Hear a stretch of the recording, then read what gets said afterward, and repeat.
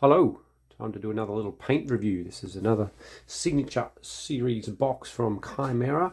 I have done this one reviewed before, the Danilo Cartacci one, which I thought was fantastic, which inspired me to get this new one, which is from Michał Piasecki. So he is a miniature painter from Poland, I believe. I'll put a link to his site. He's done some magnificent figures and seems to specialize in the non-metallic metals, so these colors are designed with that in mind. Let's get them open and have a look. They were very interesting looking colors. I figured even if I don't get totally into non-metallic metals, these boxes are always a challenge to get into. Beautifully presented, these Chimera paints. They're just, no one makes such elegant boxes and presentation as these, as far as I've seen any other company. Yeah, first time opening them, bit of a mission. There we go. Whoosh. Okay, so yeah, some interesting and different colors in this, which is part of what attracted me to get it. I thought even if I don't get super into non-metallic metals, they'll be really nice to use these colors anyway. Let's see what we got. 6 and 30 ml per bottle, so much bigger than your average one. I do tend to decant them into smaller dropper bottles. I just find that easier, and also put in usually a bit of the satin medium, because otherwise certainly all their other paints have been very matte, like a bit too matte. Some people love matte, but I like a little bit more of shine, so I do. The base set comes with a satin medium, so I just add a bit of that, and sometimes just dilute them a little bit also with some acrylic medium, because they can be quite thick. Righto, so what colors we got? So Sunray, a light yellow, drabby sort of yellow. This one, which is called Cloudy Sky, almost a beigey sort of color there. I'm getting into the green Fallen Grass. It's a nice sort of dull green. The idea of that is that it can be used for reflections of grass on the bottom of non-metallic metals. Another green one, although called Morning Sky, it's, when you shake it up, it's a bit more blue. I thought it was going to be somewhat blue. Yeah, certainly on the image here, it's more of a blue colour. Give it a good shake. They've all got metal balls in them. Does definitely look greener than I thought it would. I don't know what's going on there.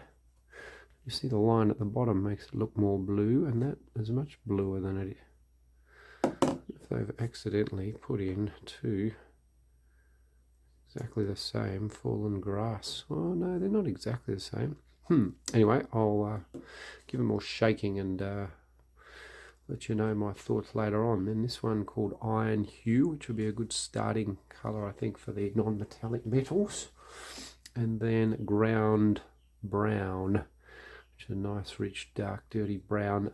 Again, good for reflections of ground on your non-metallic metals. But that's the kind of colour I'd been hoping for, both in the base set and then in the Danilo Cartacci set, which didn't quite have. It had a couple of kiwi brown and golden brown, but not the sort of standard wood or dirt or leather brown, which I think this one will be very handy for.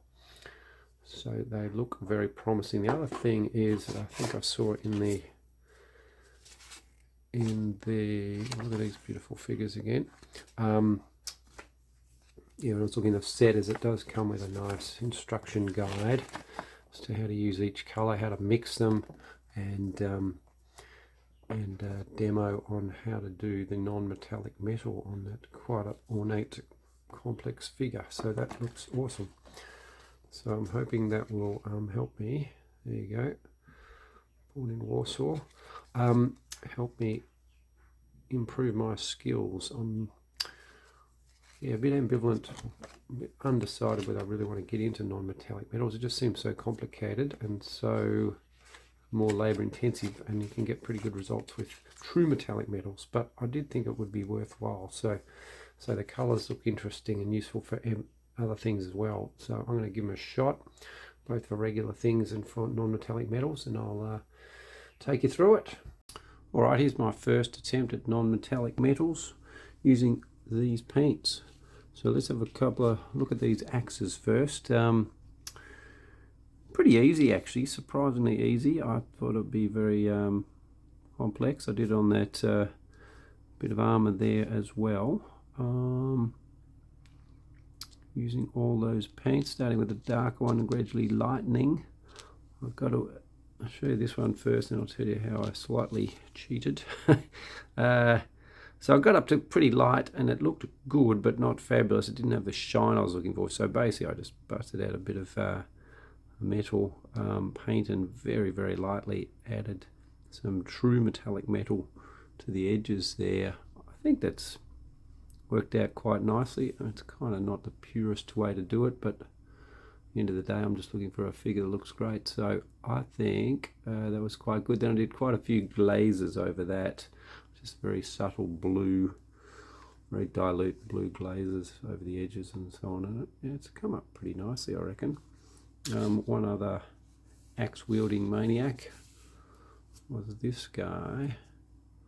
I did him a bit differently. Rather than starting with the darkest and working up, I just did the lightest colours first up and then darkened it a bit, and I don't know, that probably even worked out a bit better. It's a very small axe, so it's a bit hard to say.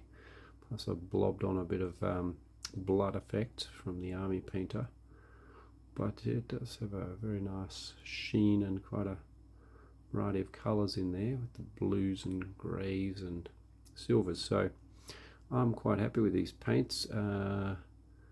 If you were being a total purist and refusing to use any metallic just to get the initial sheen, I wouldn't think that looked quite as good.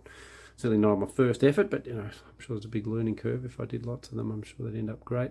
I'm going to probably do some guys with major metal armor next rather than just chainmail, some sort of plate mail. Alright, I might show some more figures once I've done some, or I might just put this video out, so I'll see how I go. I just wanted to show off these guys, which are painted predominantly with this this set from Chimera. So their weapons started off with the iron hue, and I did put a little bit of metallic stuff on the edges. I did a bit of actually the cloudy sky and then a sun ray on the edges of the weapons, and just a dash of actual true metallic on them. The trousers on this fella are that ground brown, which I really like, a nice sort of neutral drab brown, I guess, which looks quite good, realistic for these kind of ancient historical guys. I think that guy's shoes are the same, that ground brown, and then this guy's tunic is the sunray, with then the fallen grass for the green stripes, and in fact his trousers are the fallen grass as well.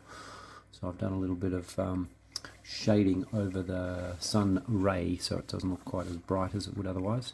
The hair of both those guys also is the same, sun ray, with a little bit of the watered down ground brown as the sort of shading for that. So yeah, I've utilised them a lot there. As I say, it's designed really as a non-metallic metal set, but I think it's just as good for a lot of these useful colours for historical miniatures as well. So overall, yeah, I think that's a very solid set, and really looking at non-metallic metals, definitely great option if you're just interested in a lot of useful and versatile and slightly unusual colours. I think again it's very handy. Alright, let me know what you think, and I will be back with more videos coming up soon.